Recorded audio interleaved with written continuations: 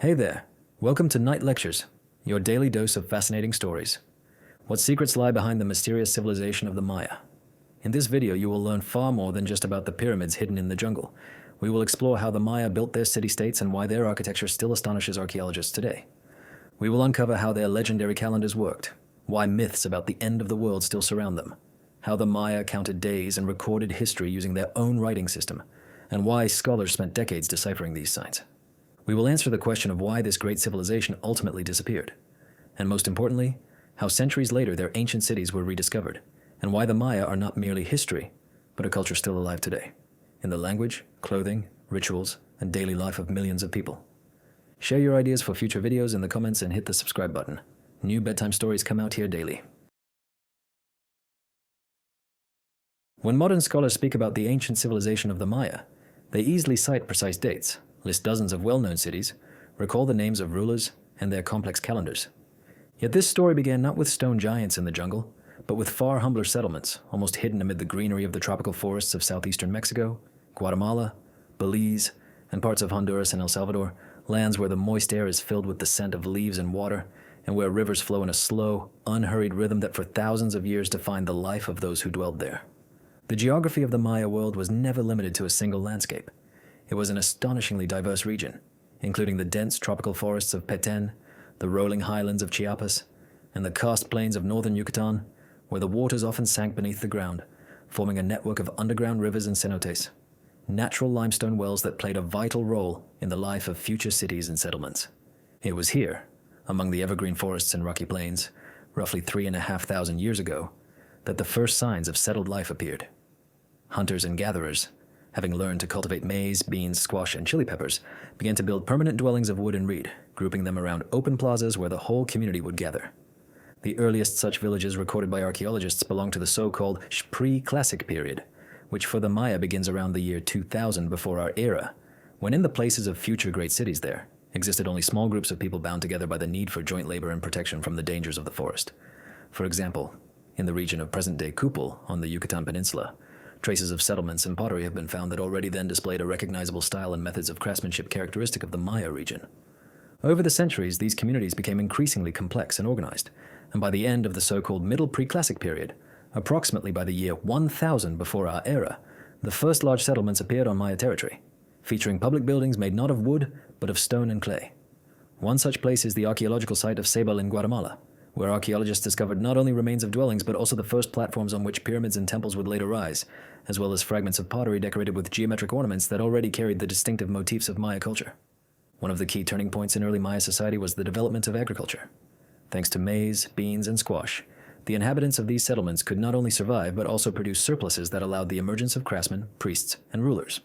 In one settlement in the region of Cajalpech in Belize, dated roughly between 1200 and 800 years before our era, archaeologists found not only granaries but also stone tools for fieldwork, along with ritual items that point to the rise of complex religious practices even in such an early age. Gradually, Maya society developed a structure based on kinship ties and the authority of elders who simultaneously served as priests, chiefs, and judges. Ethnographic research shows that this tradition endured for centuries and traces its roots back to the time when small villages first began to unite into larger communities. A crucial milestone in Maya development was the emergence of writing, the earliest samples of which date to the end of the late pre-classic period, approximately the 3rd century before our era. In the city of San Bartolo in Guatemala, archaeologists discovered wall frescoes and inscriptions showing that even then, the Maya used a complex hieroglyphic system to record religious texts and calendar data. This discovery became a true sensation, for it had long been thought that Maya writing appeared only in the classic period. By the beginning of the classic period, around the year 250 of our era, the Maya civilization had already become a network of independent city-states, each with its own dynasty, its own patron gods, and its own sacred places. But about these cities, Tikal, Palenque, Copán, and others, we shall speak in the next chapter, devoted to the mature, classical age of the Maya. For now, it is enough to remember the main thing. The great Maya culture began with small communities of farmers and hunters, with the first stone platforms and sanctuaries, with the first hieroglyphs written by the hands of priests who sought to record the movement of time and appease the gods, in the hope that their fragile young world might endure a little longer. When the Maya civilization entered the classic period, beginning roughly in the middle of the 3rd century of our era, it was no longer merely a network of farming and craft settlements, but a constellation of self-governing city-states in which political power, religion, and art intertwined in a complex hierarchical system reflecting both social order and the people's vision of the universe. Among the many Maya cities, 3 stood out above all: Tikal, Palenque, and Copán, names that remain among the keystones of world archaeology. These were not merely places of residence, but centers of religious, military, and administrative power, where every plaza, pyramid, and stela occupied its strictly designated place and obeyed a deliberate plan reflecting both earthly and celestial laws. Tikal, located in the heart of Guatemala's Petén region, is considered one of the largest and most powerful Maya cities. According to modern archaeological estimates, at its height between the 6th and 9th centuries of our era, Tikal may have had a population ranging from 50,000 to 100,000 people, a scale that demanded a sophisticated system for storing food and water, especially given the absence of permanent rivers or lakes nearby. The Maya built vast reservoirs to collect rainwater during the wet season and preserve it through the dry months. At the center of Tikal rise the Great Plaza and its surrounding architectural complexes, including Temple 1, better known as the Temple of the Great Jaguar, and Temple 2, or the Temple of the Mask. Both are stepped pyramids, approximately 45 and 40 meters high, respectively. On their summits stood sanctuaries where the most important rituals took place, including, it is believed, sacrifices to maintain cosmic balance in the Maya worldview. The Temple of the Great Jaguar is linked with the ruler Jasaw Chankawil I, who reigned in the second half of the 8th century of our era. Beneath the pyramid lies a burial chamber identified as his tomb, where archaeologists found a rich assemblage of jade, shells, bone, and ceramics adorned with inscriptions and images. These finds attest both to the high level of Maya craftsmanship and to the political significance of Tikal's dynasty. Palenque, situated in the modern Mexican state of Chiapas, stands out not for its size but for the refinement of its architecture and artistry. Its most famous structure is the Temple of the Inscriptions, a 9-tiered pyramid about 24 meters high, inside which, in the year 1952, archaeologist Alberto Ruz Luillier discovered the burial chamber of the great ruler Kénich Janab Pakal, known as Pakal the Great. He ascended the throne at the age of 12 and ruled for nearly 70 years, becoming one of the most remarkable figures in Maya history. The walls of the Temple of the Inscriptions are covered with long texts narrating the life of Pakal and his ancestors, making this monument one of the most important historical sources for the Classic period. Palenque also preserves the so-called palace, a vast complex of halls, courtyards, and its famous 4-story tower, whose purpose is still debated. Some scholars believe it served as an observatory, though this remains unproven. Copán, located in the western part of modern Honduras, is renowned above all for the richness of its sculptural decoration and the intricate texts carved upon its stelae and stairways. The most famous of these is the hieroglyphic stairway, a unique structure more than 30 meters long and over 10 meters high, each of its 63 steps carved with hieroglyphs. The inscription contains around 2,000 symbols and represents the longest known Maya text. The stairway was built during the reign of Yaxpasa Chanyopat in the 8th century and served not merely as an architectural feature, but as a kind of stone chronicle recording the history of Copán's royal dynasty. After parts of the stairway collapsed, the carved blocks became mixed, and the effort to restore their order has taken archaeologists decades and still remains incomplete. The political organization of Maya cities centered on the figure of the Ahau, the supreme ruler, regarded as both a military leader and a divine representative on earth. Beneath him stood the nobility, generals, officials, court artists, and priests who maintained the calendar and performed sacred rituals. The ordinary people, farmers, craftsmen, and builders, formed the base of the population, sustaining the cities and taking part in monumental construction and public ceremonies. Maya architecture was never random. City layouts always followed astronomical alignments tied to the movements of the sun, moon, and stars. Temples, pyramids, and ball courts were arranged in precise positions mirroring the cosmic order. Yet the calendars and cosmic concepts behind these designs will be the subject of the next chapter. For now, it is enough to say that Maya cities were not simply places to live. They were complex, symbolic spaces where art, power, and faith fused into one coherent vision of the world. In the world of the Maya, filled with pyramids, palaces, and hieroglyphic stelae, time was not an abstract idea, but a living force, something tangible, governing all existence and demanding constant attention and reverence. Hence the priests who oversaw the calendar and astronomy held the highest esteem, for their knowledge determined when to sow and harvest, when to go to war, when to offer sacrifices, and when to celebrate the sacred moments that maintained the balance of society and nature. The Maya used several calendar systems running in parallel. The 2 primary cycles were the Tzolk'in and the Hab, which together formed what is known as the calendar round. The Tzolk'in, or sacred calendar, consisted of 260 days. It was based on a combination of 20 day names and 13 numbers that repeated in sequence. Scholars suggest that this 260-day cycle may have derived from astronomical or biological observations, possibly linked to solar phases or to the human gestation period, which indeed lasts about that long, though none of these theories has been proven conclusively. The second cycle, the Hab, was a solar calendar of 365 days, divided into 18 months of 20 days, plus an additional 5 days known as Wayeb. These final 5 days were considered especially perilous. During them, the barrier between worlds was thought to thin, and divine protection to weaken. People avoided travel, trade, and public gatherings, spending the period in seclusion and ritual fasting. The two calendars worked together to form the calendar round, where a particular combination of a Tzolk'in day and a Hab day would repeat only once every 52 solar years. This cycle had profound religious importance. Its completion marked the potential end of an era, and elaborate ceremonies were held to renew the cosmic order. Yet the most complex and significant of all Maya systems of timekeeping was the long count, a linear calendar that measured the passage of days since a mythical date marking the beginning of the current world age. This date corresponds to August 11th, 3,114 years before our era, when converted to the Gregorian calendar. Within the long count, the Maya used the units kin, 1 day, Winil, 20 days, Tun, 360 days, Katun, 7,200 days, and Baktun, 144,000 days. The widespread modern myth about the end of the world in the year 2012 stems from the completion of the 13th Baktun in the long count.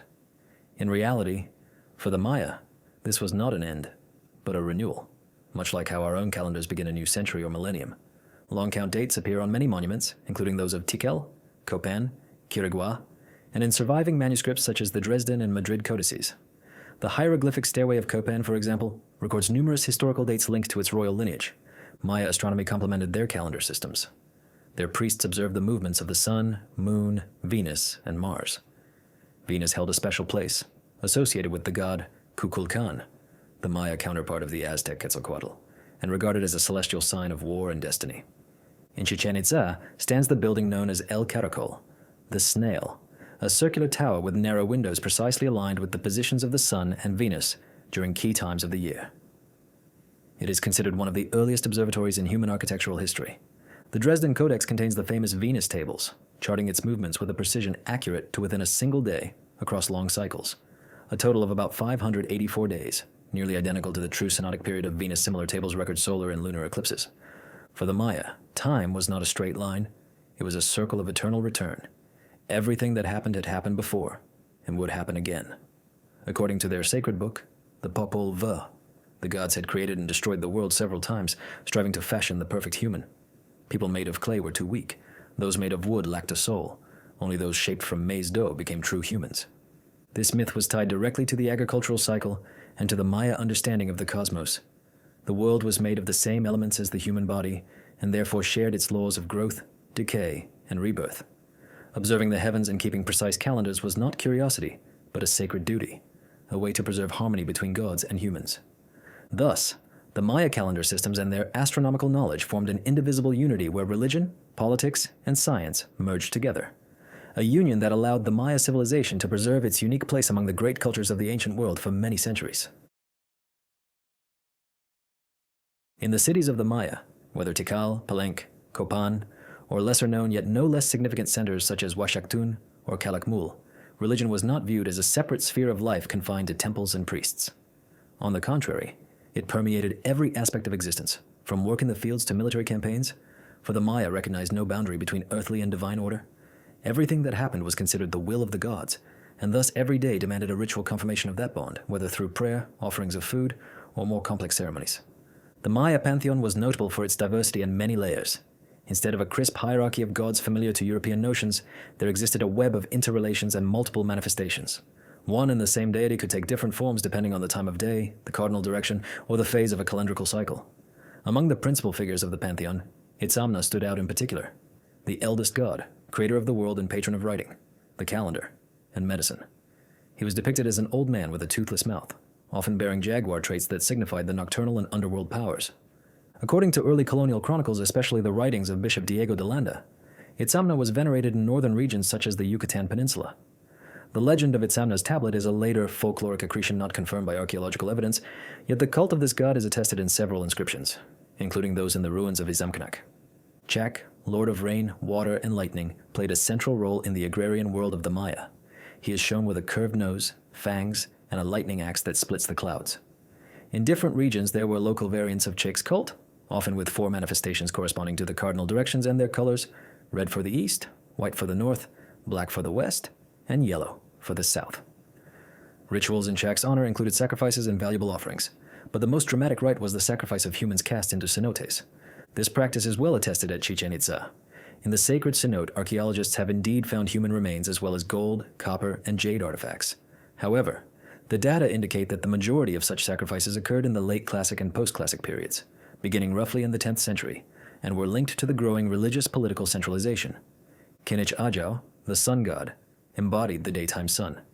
He is depicted with large eyes, square eye sockets, and sharply defined features.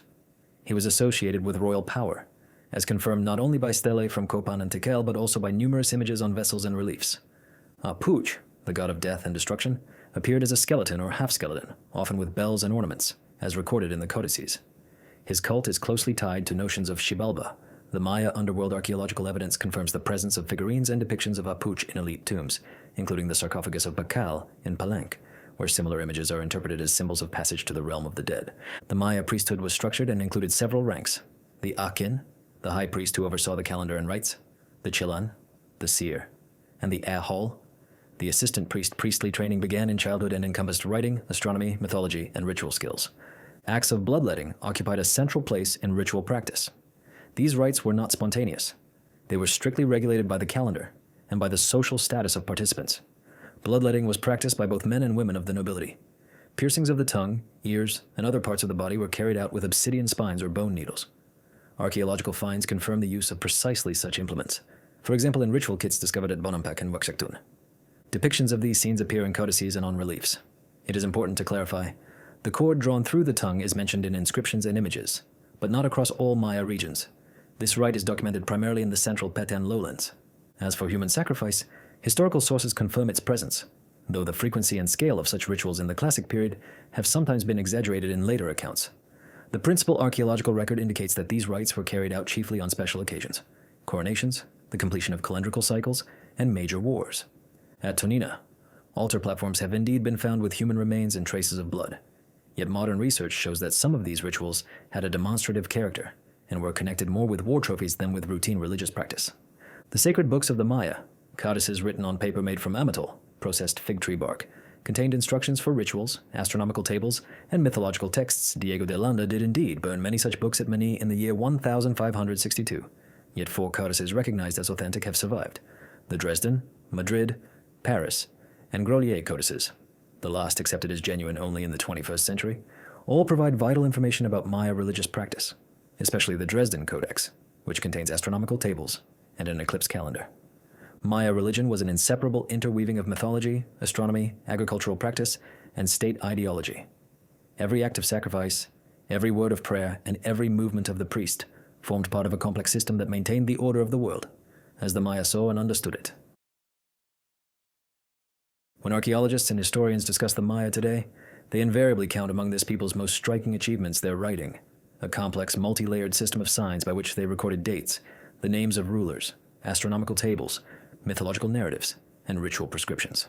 Unlike most other pre-Columbian civilizations of Mesoamerica, the Maya created a full hieroglyphic system that allowed the recording of extended texts and not merely individual numbers or emblems of authority. Maya writing was logosyllabic, meaning it included signs for whole words as well as for individual syllables.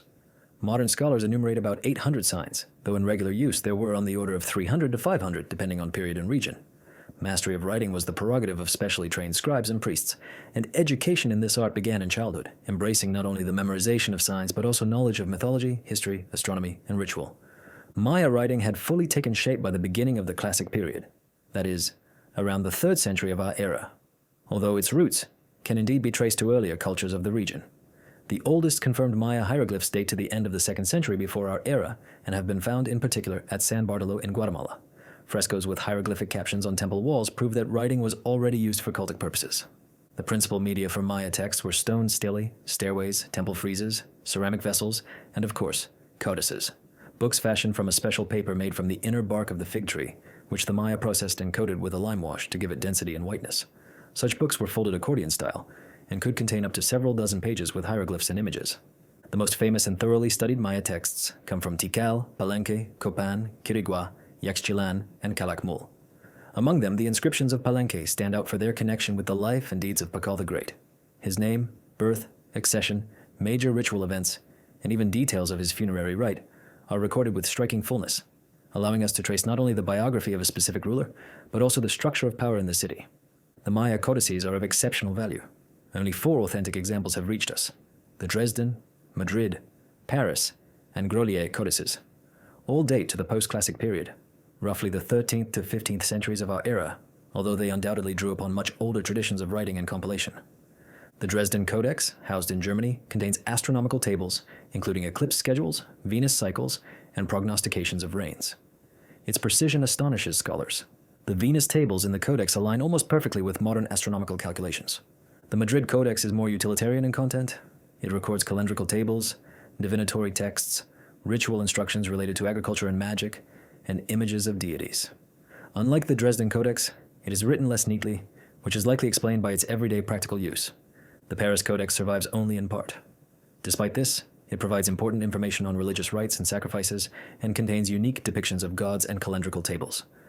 The Grolier Codex long remained suspect because of its unusual style, but research in the early 21st century demonstrated that it is authentic and reflects a specific astronomical tradition. It is devoted primarily to the movements of Venus.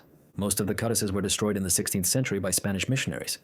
The most notorious event was the Auto da Fe at Mani in the year 1562, organized by the Bishop of Yucatan. Diego de Landa Landa later expressed regret for the burning of the codices, but the damage had been done.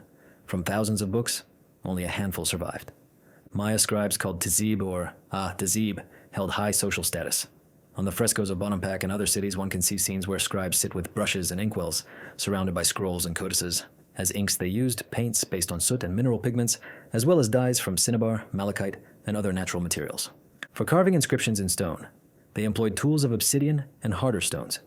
Interestingly, one and the same inscription could combine finely cut hieroglyphs with simpler, more schematic signs, permitting both monumental text for posterity and quicker utilitarian records. For a long time, the decipherment of Maya writing remained one of the most difficult scholarly problems. In the 19th century, researchers such as John Lloyd Stevens and Edward Seller made early attempts. But the true breakthrough came with the work of the Soviet scholar Yuri Knorozov in the 1950s. He demonstrated that Maya writing was based on a syllabic system and not solely on logograms, as previously believed.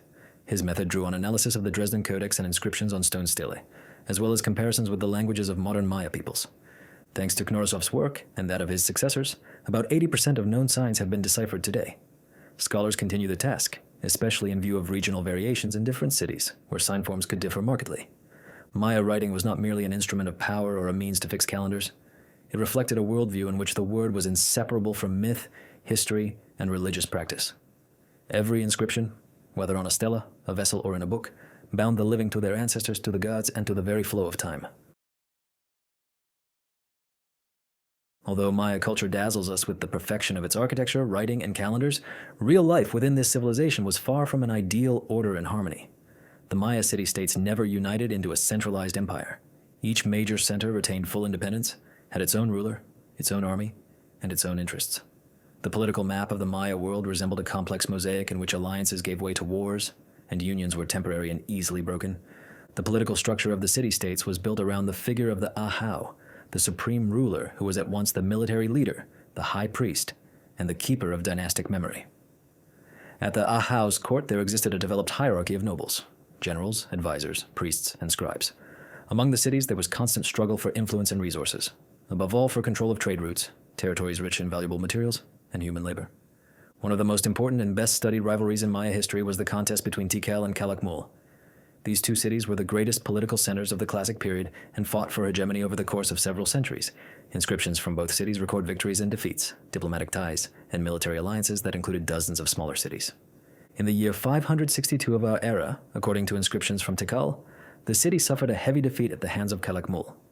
This event is considered pivotal in the region's history and marked the beginning of an almost century-long decline in Tikal's power, known in historiography as the Dark Age of Tikal. Calakmul's victory is linked to a ruler of the Khan dynasty, also known as the Snake dynasty. In the 7th century, the situation shifted again.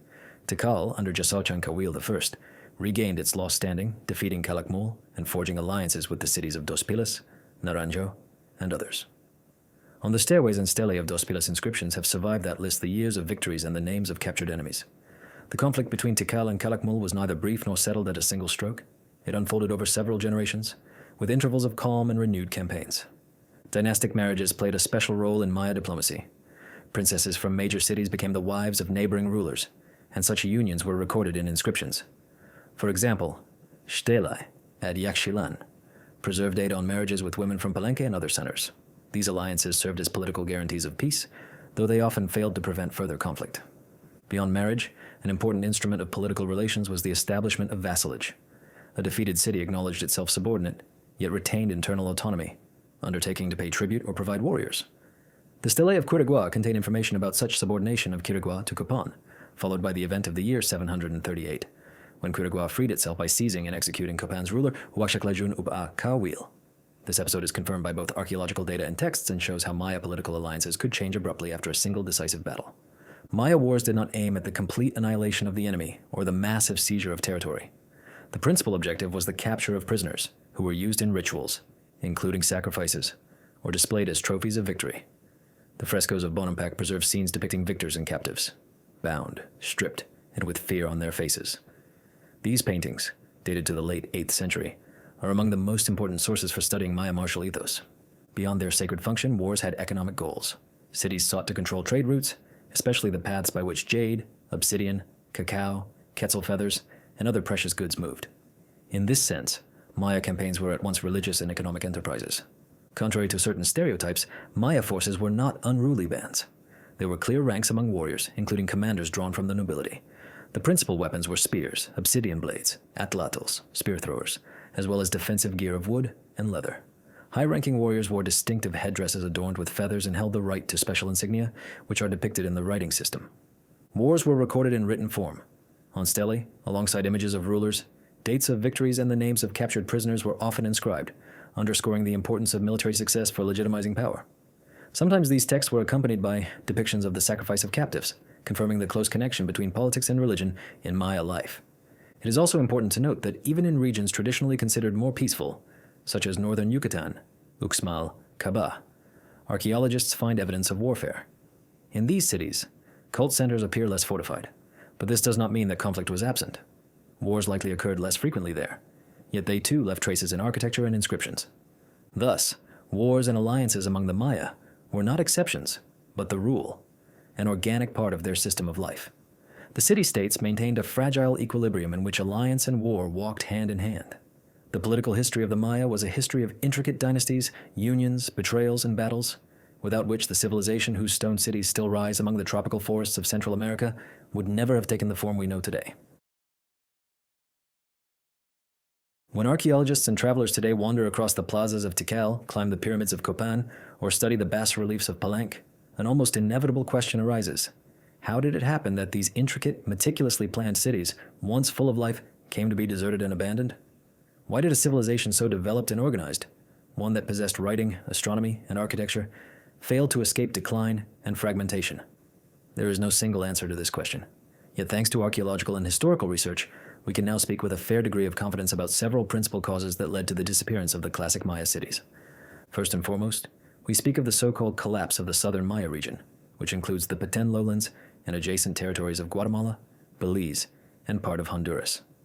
It was precisely here that in the 8th to 9th centuries of our era, we see the cessation of monumental construction, the decline of political centers, the widespread abandonment of residential quarters, and the end of erecting new stelae and inscriptions.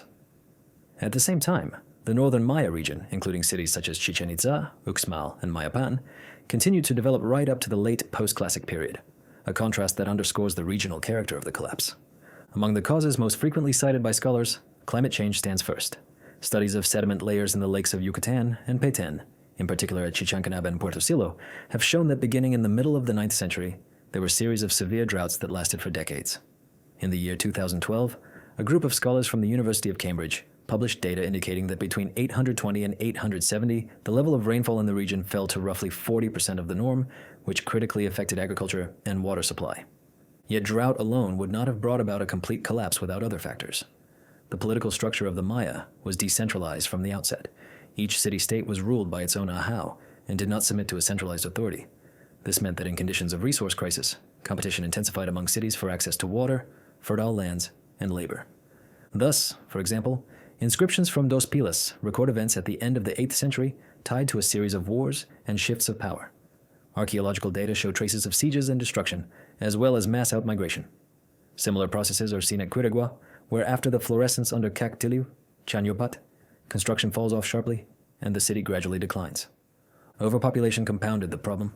By scholarly estimates, by the 8th century population density in the Petén may have reached up to 200 people per square kilometer in the zones around central cities, a very high figure for a pre-industrial society. Maya agricultural systems, chinampas, raised fields, and terraced farming made it possible to support such densities, but under drought and soil exhaustion, they ceased to function effectively.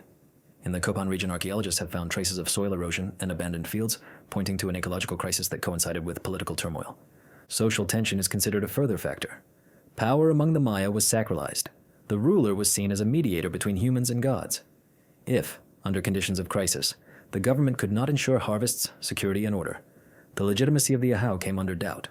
Although the inscriptions of the Maya offer no explicit references to popular uprisings, archaeological evidence, ruined palaces, deserted administrative centers, and traces of fires in buildings as at Sabal and Naranjo suggest that internal conflicts accompanied the broader decline. It is important to stress that the fall of the classic Maya cities was gradual. There was no single catastrophe occurring within a year or even a decade. In Tikal, for example, the last dated stela belongs to the year 869, and in Copán to the year 822. After that, life continued, but in another form. People moved into rural areas, the settlement pattern changed, and large centers of authority disappeared. As for Spanish influence, modern scholars rightly emphasize that it belongs to a much later era. When the first Spanish detachments arrived on the Yucatan at the beginning of the 16th century, the classic cities of the southern Maya had already been abandoned for several centuries. The Spaniards encountered post-classic centers such as Mayapan, Chichen Itza, and the city of Tayasal in the Petén, the last independent Maya center, which surrendered only in the year 1697. Thus, the collapse of classic Maya civilization was not directly linked to European conquest, but was the result of internal processes. Today, archaeologists view the twilight of the Maya cities as a complex, multi-layered process in which climate change, ecological exhaustion, political instability, and social factors were intertwined. It was not a single moment, but a prolonged transformation of society, shifting from intricate urban centers with writing, monumental architecture, and concentrated authority to a more dispersed and less hierarchical rural structure. After the cities of the southern and central lowlands were abandoned, pyramids and palaces slowly disappeared beneath the forest, and the scripts were forgotten by most descendants. For Europeans, the Maya became a fresh discovery only in the 19th century, when the first documented expeditions across Central America began. From that moment, the history of Maya archaeology commenced, a long and intricate story filled with scholarly breakthroughs as well as errors that time gradually corrected. One of the first Europeans to describe Maya ruins was indeed John Lloyd Stephens. Together with the artist Frederick Catherwood in the years 1839 to 1842, he explored cities such as Palenque, Copán, Uxmal, and Caba, not Tikal, which at that time was still almost unknown. Their books, notably Incidents of Travel in Central America, Chiapas, and Yucatan, popularized the Maya in the United States and Europe, and Catherwood's drawings are still prized for the accuracy of details, many of which were later lost through natural decay and vandalism. At the end of the 19th century, Theobert Mahler played an important role, being the first to systematically photograph and describe sites such as Yaxchilan, Piedras Negras, and other lesser-known monuments. His contribution indeed helped preserve the appearance of many places before excavations began. As for the first full-scale excavations, they did begin in the early 20th century, but it is more precise to say that Chichen Itza became the focus of intensive study in the 1920s and 1930s thanks to the Carnegie Institution and the work of Sylvanus Morley. During this period, the Temple of the Warriors, the El Caracol Observatory, and the Ball Court were examined in detail. The investigations of Edward Thompson, who at the very end of the 19th century carried out work in the sacred cenote of Chichen Itza, are indeed connected with the recovery of artifacts. It should be noted, however, that many of these objects ended up in museums in the United States without proper agreement with the Mexican authorities of the time, which later sparked debates about repatriation. The Bonampak frescoes were discovered in the year 1946 in the temple known as Structure 1, and they caused a sensation, for until then the Maya were associated chiefly with hieroglyphs and stone carving rather than with painting. These frescoes depict scenes of military campaigns, feasts, and sacrifices with a level of realism and dynamism previously thought uncharacteristic of Maya art. Lubantun, located in Belize, truly stands out for its technique of dry stone construction without lime mortar, though archaeologists note that this style is not typical of the entire Maya region but is characteristic primarily of Lubantun and several nearby late classic sites. It must be underscored that decipherment of Maya writing proceeded slowly precisely because for a long time it was assumed that the Maya used a purely ideographic system. The work of Yuri Knorozov in the early 1950s became a genuine breakthrough. He was the first to propose a method that accounted for the syllabic structure of the script based on analysis of glyphs from the Dresden Codex and comparison with the languages of modern Maya peoples. His discoveries were later confirmed by the research of American and European epigraphers, including Tatiana Proskouriakov and Linda Schelle, who developed Knorozov's ideas and began to read specific historical inscriptions, for example from Piedras Negras and Yaxchilan. Calakmul indeed remained little studied for a long time, and active excavations began only in the 1980s with the participation of Mexican and international expeditions. Today, it is recognized as one of the largest known Maya cities alongside Tikal, as confirmed by both architectural remains and discovered inscriptions. LiDAR technology, first applied on a broad scale in the years 2016 to 2018, indeed showed that the density of construction around Tikal, Calakmul, and other centers was far higher than previously supposed. Not only were new pyramids and residential complexes revealed, but also roads, embankments, dams, and defensive works, discoveries that transformed our understanding of the scale and organizational level of Maya society. Regarding cultural status, Chichen Itza was indeed inscribed on the UNESCO World Heritage List in the year 1988. Tikal and Copán are also on this list, as is Palenque. Tourist flows to these sites are immense, yet modern conservation programs strive to maintain a balance between preserving monuments and keeping them accessible to visitors. The 20th and 21st centuries have been the era in which Maya civilization was not only rediscovered by scholarship, but also became part of the world's cultural heritage. At once, an object of admiration and a subject of serious scientific inquiry. When modern articles and tourist brochures speak of the Maya, they most often recall ancient pyramids, calendars, and writing, while few pause to consider that the descendants of those who built Tikal, Calakmul, and Copán are alive today, forming one of the largest indigenous communities in the Americas. Unlike vanished civilizations such as the Mochica or the Zapotecs, the Maya endure as a living ethnic and cultural group, preserving language, traditions, and ties to the past even thousands of years after the height of their classic age. By modern estimates, there are about 7 million descendants of the Maya, the majority living in Guatemala, the southern states of Mexico, Yucatan, Quintana Roo, Campeche, and Chiapas, as well as in Belize and the western regions of Honduras and El Salvador. In Guatemala alone, according to the latest censuses, indigenous Maya peoples constitute up to 1/2 of the country's population. The modern Maya languages constitute a distinct language family with more than 30 branches and dialects recognized by linguists. The most numerous include Quiche, Kaqchikel, Quechua, Yucatec Maya, Mam, and Zutujil. It is important to understand that Yucatec Maya is the language of the Yucatan and its contemporary population, but it does not cover the entire Maya realm. For example, in the Petén and Alta Verapaz, other groups predominate. The Maya languages descend from a common Proto-Mayan, yet their modern written tradition is largely Latinized.